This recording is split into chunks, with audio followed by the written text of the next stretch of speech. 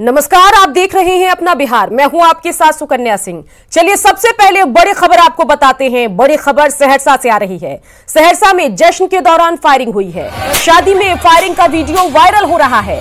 Social media पर video viral है। Location के बारे में अभी तक स्पष्ट जानकारी नहीं मिली, लेकिन ये वीडियो जो है वो सहरसा जिले का है। वायरल वीडियो की न्यूज 18 पुष्टि नहीं करता, लेकिन इन सब के बीच जो ये तस्वीरें हैं वो हर सोशल नेटवर्किंग साइट पर लगातार वायरल हो रही है।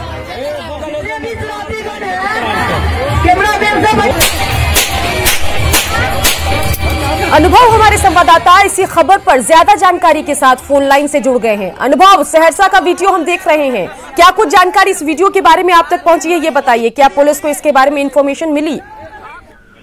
जी शुक्रिया, मैं बता दूं हर्ष फायरिंग का वीडियो जो है अभी वायरल हो रहा है। फेसबुक पे, व्हाट्सएप पे, सारे जगह वायरल हो रहा है।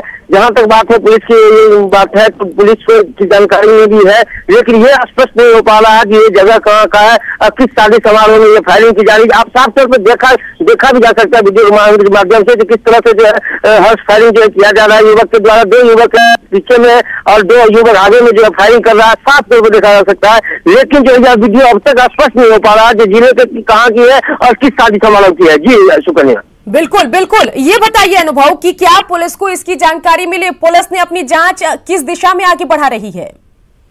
जी पुलिस जो है वीडियो के छानबीन में जुट गई है। पुलिस जो है जहाँ तक एसपी राकेश कुमार की बात है उनसे बात हुई तो उन्होंने कहा जो ये वीडियो स्पष्ट नहीं हो पा रहा है कि शादी समारोह की है, कहाँ की है। और चलिए उम्मीद करते हैं कि जल्द ही पुलिस को पता लगेगा कि आखिर ये वीडियो है कहाँ का, और जिस भी व्यक्ति ने शादी समारोह में कानून को ठेंगा दिखाते हुए हर्ष फायरिंग की है उन पर सख्त कार्रवाई हो।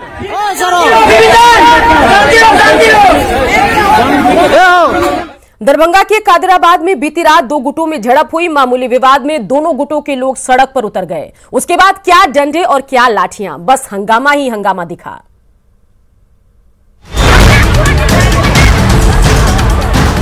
रात के अंधेरे में हंगामा मचा है। पुलिस वाले उपद्रवियों पर लाठियां बरसा रहे हैं। देखिए लाठी की मार खाते ही उपद्रवी किस तरह भागते फिर रहे हैं। ये दरभंगा के व्यस्ततम कादिराबाद मोहल्ले का नजारा है, जो रात के अंधेरे में कई घंटे तक रणक्षेत्र बना रहा और दो युवकों के बीच जमकर मारपीट हुई। मामूली विवाद में इस मोहल्ले में पिछले 4 दिन से विवाद चला आ रहा था, जिसने अचानक उग्र रूप ले लिया और बीच सड़क पर दो गुटों के बीच जमकर भिड़ंत हो गई। हालात इतने बिगड़ गए कि दोनों गुटों के युवक एक दूसरे की जान लेने पर आमादा हो गए।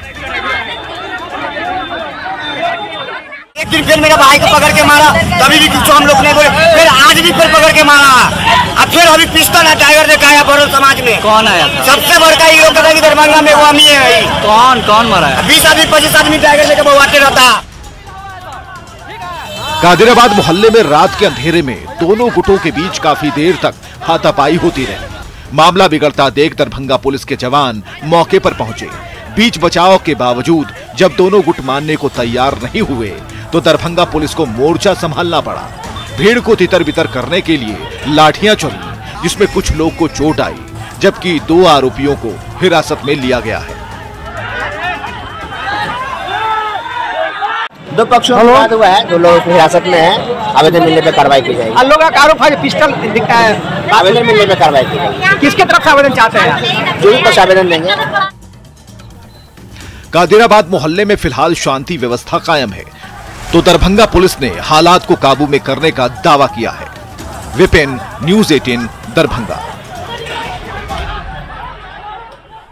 सीतामढ़ी के गौशाला चौक पर एक पत्रकार के जमीन पर भूमाफियाओं की नजर है। जमीन पर कब्जा करने को लेकर आपराधिक किसी भी किस्म के लोग जो हैं, जी हां, आपराधिक किस्म के लोग जो हैं, उन्होंने पत्रकार की पत्नी के ऊपर ही जानलेवा हमला कर दिया। हालात ये है कि घंटों यहां पर लोग उत्पात मचाते रहे, लेकिन स्थानीय पुलिस लगातार सूचना देने के बाद भी मौके पर नहीं पहुंच सकी। पिछले लंबे अरसे से पत्रकार आशुतोष मिश्रा का जमीनी विवाद कुछ लोगों से चल रहा है। 2 दिन पहले भी विवाद हुआ था, लेकिन इस पूरे मामले पर पुलिस जो है वो हाथ पर हाथ रखे बैठी है।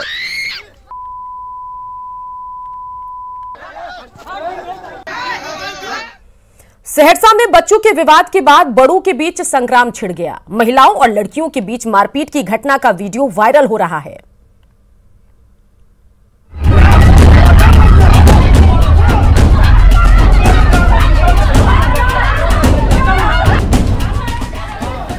ये युवती इस महिला पर लोहे के रॉड बरसा रही है। देखिए एक के बाद एक किस तरह से लोहे के रॉड से इस महिला पर लगातार वार किया जा रहा है, तो दूसरी युवती इस महिला पर अपने हाथ से मुक्के बरसाई जा रही है। देखते ही देखते नया बाजार का यह मोहल्ला रणक्षेत्र बन गया। महिला पर लोहे के रॉड से लेकर मुक्के की बरसात हो रही है। जो भी बीच बचाव करने की कोशिश कर रहा है उसे भी मुक्के का सामना करना पड़ रहा है। इन महिलाओं के बीच काफी देर तक मारपीट होती रही। कोई मुक्के बरसा रहा है तो कोई लोहे के रॉड से वार कर रहा है।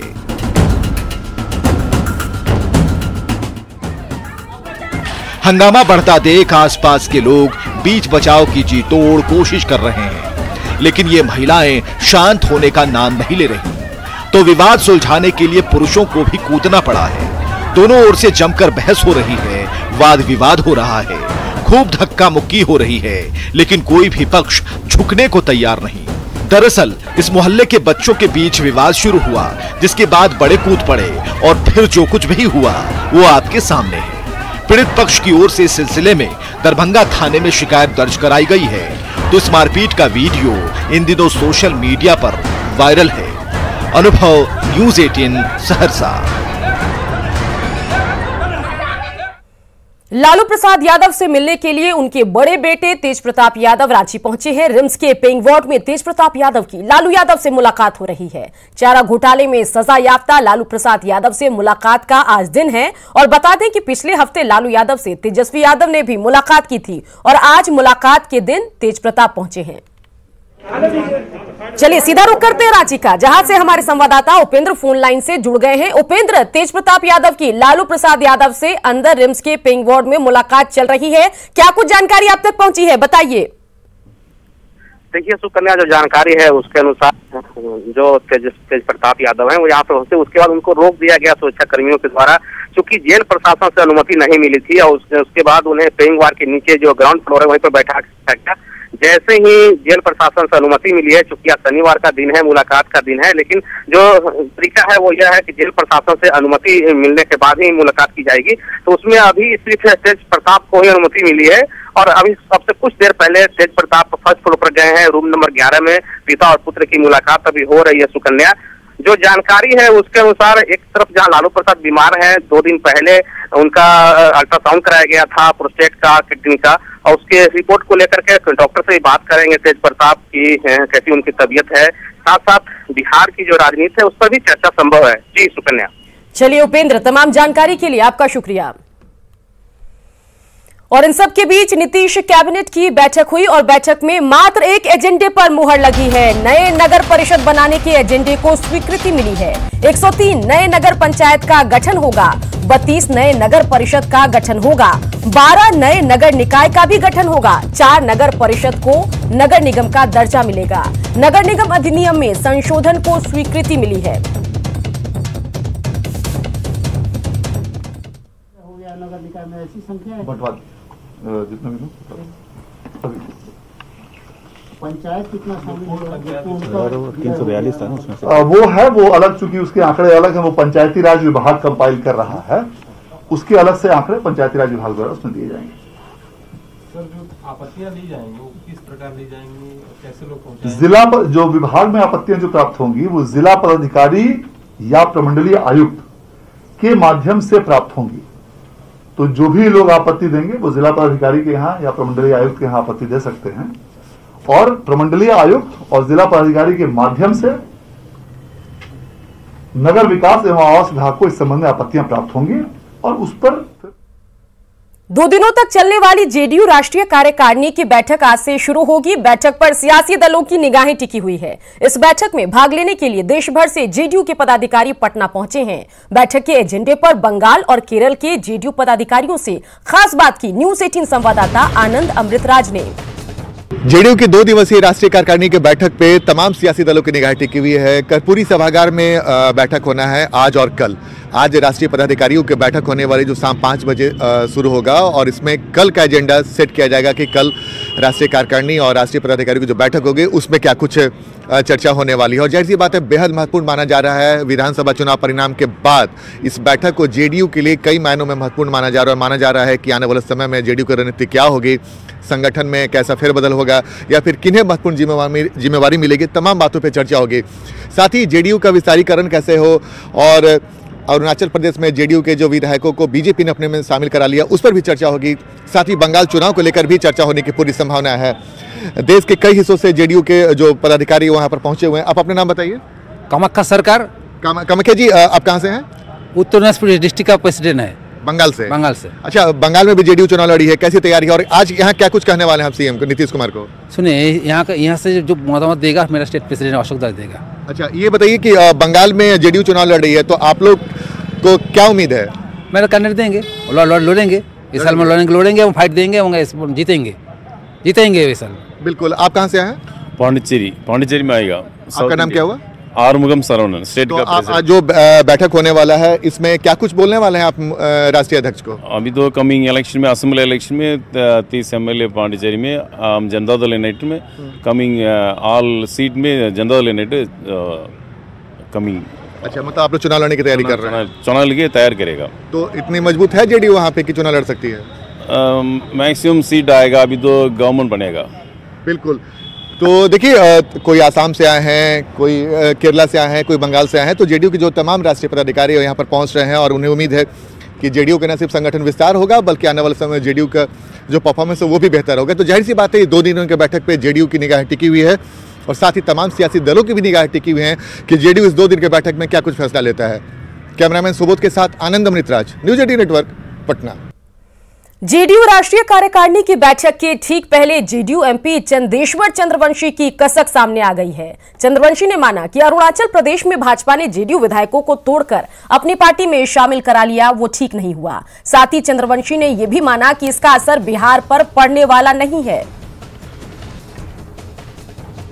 देखिए, राजनीति में हर चीज संभव होता है और इसके लिए हम लोग इस बैठक में भी चर्चा होगी और ये राष्ट्रीय इशू का विषय है, इसलिए बैठक में जरूर इस पर चर्चा होगी और हम लोग पार्टी कैसे मजबूत होगा और सुदृढ़ होगा, इस पर भी हम लोग विचार करेंगे। तो पार्टी मजबूत कैसे होगी जब आपके सहयोगी दल ने भी आपके विधायक तोड़ लिए? तो क्या कीजिएगा, ये तो राजनीति में हर चीज संभव होता है। तो यहाँ बिहार में उसका कोई प्रभाव पड़ने वाला नहीं है। और इन सब के बीच जेडीयू महासचिव केसी त्यागी का बड़ा बयान सामने आया है। अरुणाचल मामले को लेकर केसी त्यागी ने कहा कि एक मित्र पार्टी ने अमित्रतापूर्ण व्यवहार किया है। पार्टी के द्वारा किया गया व्यवहार है। वहां की विधानसभा में भारतीय जनता पार्टी का स्पष्ट बहुमत था। जनता दल यू सहयोगी पार्टी भी है और मुख्य विपक्षी दल भी है।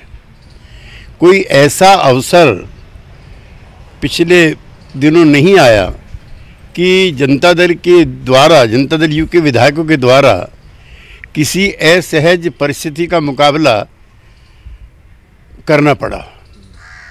लिहाजा ऐसे में अपना संख्या बल बढ़ाने के प्रयास में जो सबसे बड़ी सहयोगी पार्टी है और जो एकमात्र बची हुई सहयोगी पार्टी है, उसके साथ ये जो व्यवहार है ये अमित्रतापूर्ण है, अनफ्रेंडली एक्ट है।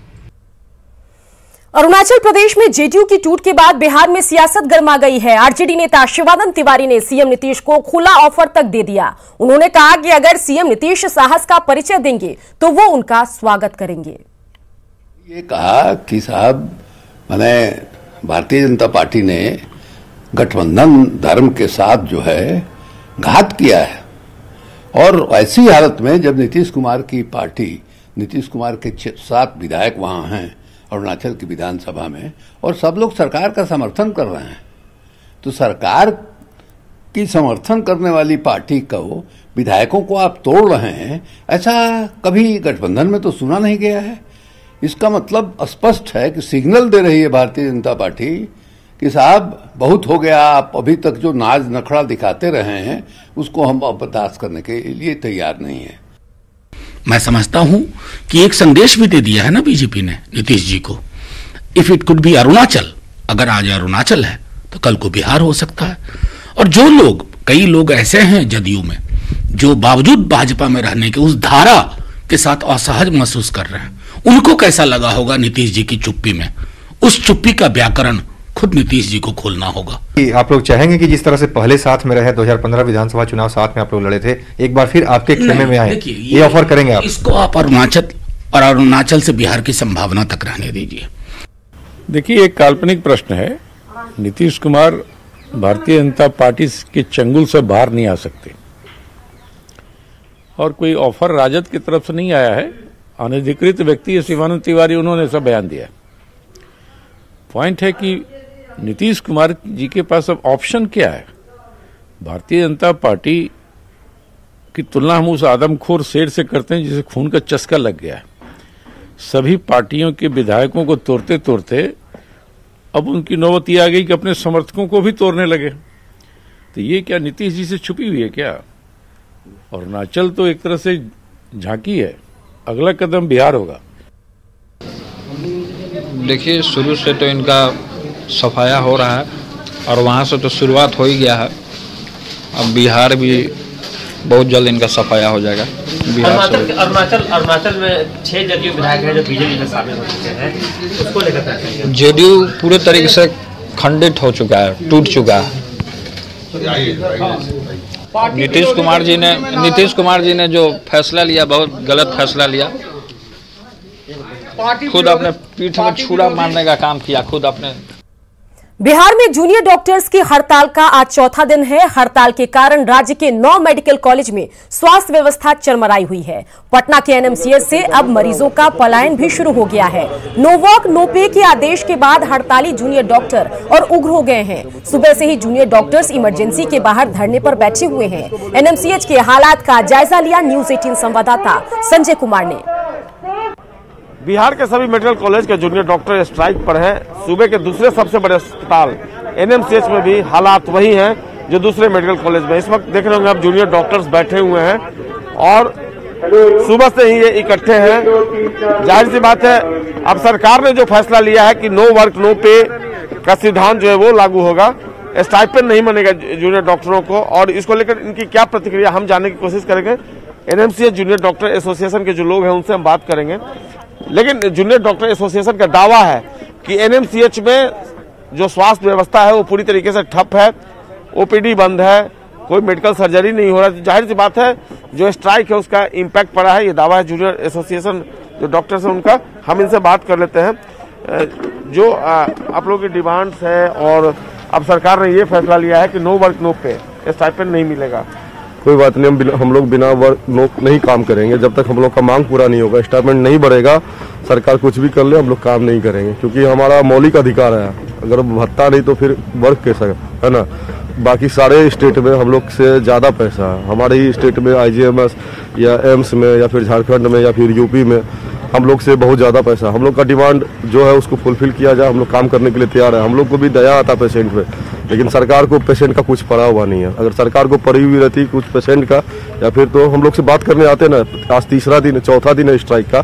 सरकार की ओर से कोई प्रतिनिधि नहीं आया मिलने के लिए। आते हैं, चाय का चुस्की लेते हैं, घूम के चले जाते हैं। पीएमसी में आए थे प्रधान सचिव, चाय का चुस्की लिए। उन चाय का चुस्की लेने के लिए समय है, लेकिन हमारे जूनियर डॉक्टर से मिलने के लिए समय नहीं है, क्योंकि उनको पेशेंट की नहीं पड़ी हुई। अगर पेशेंट की पड़ी हुई होती तो अभी तक में एक दो वार्तालाप हम लोग के बीच हो जाती। और एक तस्वीर देखिए, लोगों का पलायन भी जारी है। जाहिर सी बात है, स्ट्राइक है तो उसका इम्पैक्ट पड़ेगा ही। और एनएमसीएच की तस्वीर है, पीएमसीएच से हालात यहाँ कुछ दूसरा नहीं है। और बिल्कुल जूनियर डॉक्टर एसोसिएशन का कहना है कि जब तक हमारी मांग नहीं पूरी होगी हम स्ट्राइक नहीं तोड़ेंगे। अब जाहिर सी बात है, सरकार के लिए भी अब रास्ता बचता है, क्योंकि सबसे ज्यादा अगर कोई खामियाजा भुगत रहा है तो वो मरीज है। कैमरा पर्सन मनोज के साथ संजय कुमार, न्यूज 18 पटना। और इसी के साथ बुलेटिन में इतना ही। आप बने रहिए, क्योंकि आगे दिखाएंगे जोहार झारखंड।